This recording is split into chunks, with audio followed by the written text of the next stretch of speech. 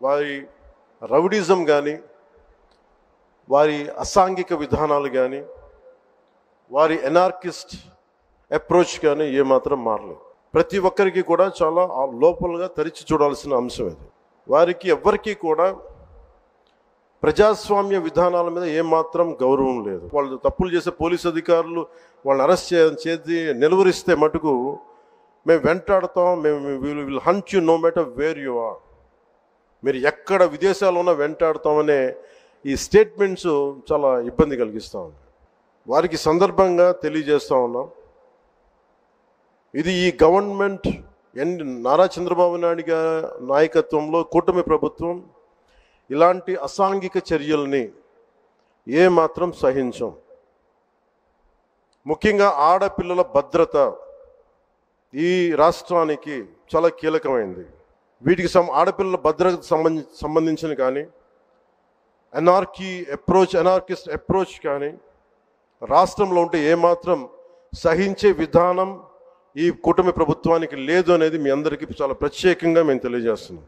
వారికి కూడా బెదిరించే వాళ్ళకి ఈ సందర్భంగా ఒకటే తెలియజేస్తున్నాం, గొంతుకులు కోస్తాం, కుత్తుకలు కోస్తాం ఇలాంటి నినాదాలకి భయపడే వాళ్ళం ఎవరూ లేము ఇక్కడ. అలాంటివన్నీ చూసే మీలాంటి వాళ్ళని ఎదుర్కొని ఇక్కడ దాకా వచ్చాం.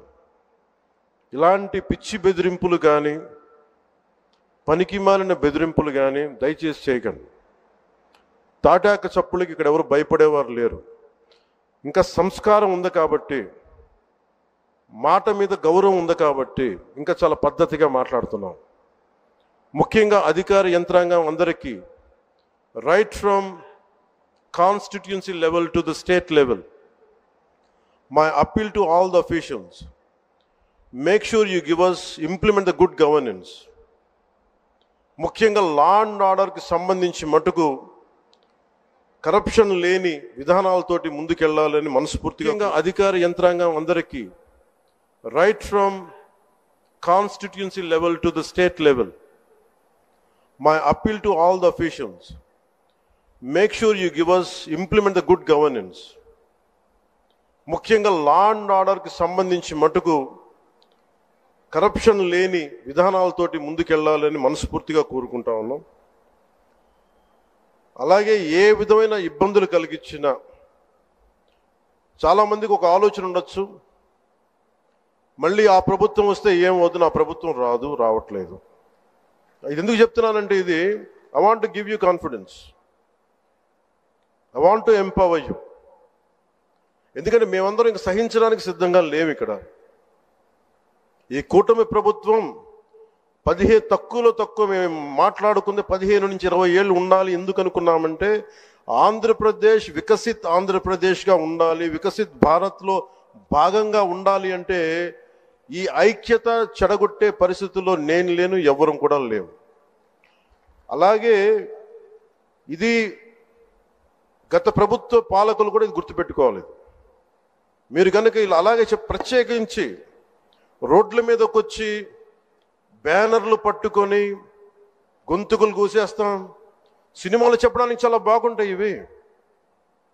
నేను సినిమాల నుంచి వచ్చిన వాడిని, సినిమాలు చెప్పడానికి చాలా బాగుంటాయి.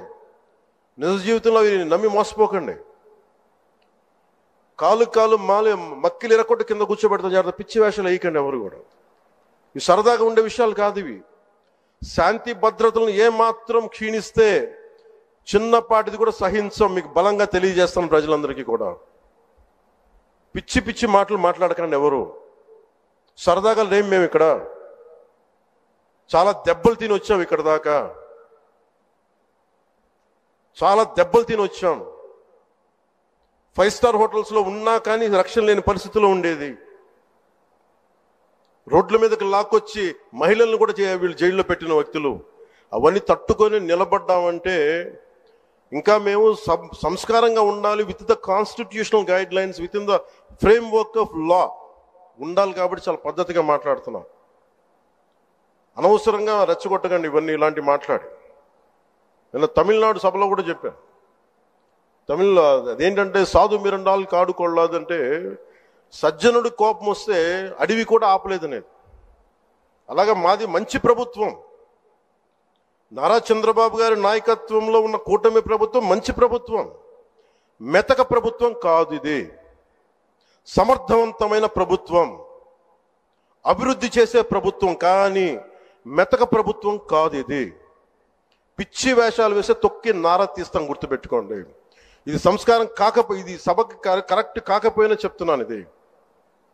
ఎందుకంటే మేము చాలా దెబ్బలు తిని వచ్చాం కాబట్టి మళ్ళీ ప్రజల్లో భయాందోళన చేద్దామని పిచ్చి పిచ్చి వేషాలు వేస్తే ఏ మాత్రం ఉపేక్షించాం.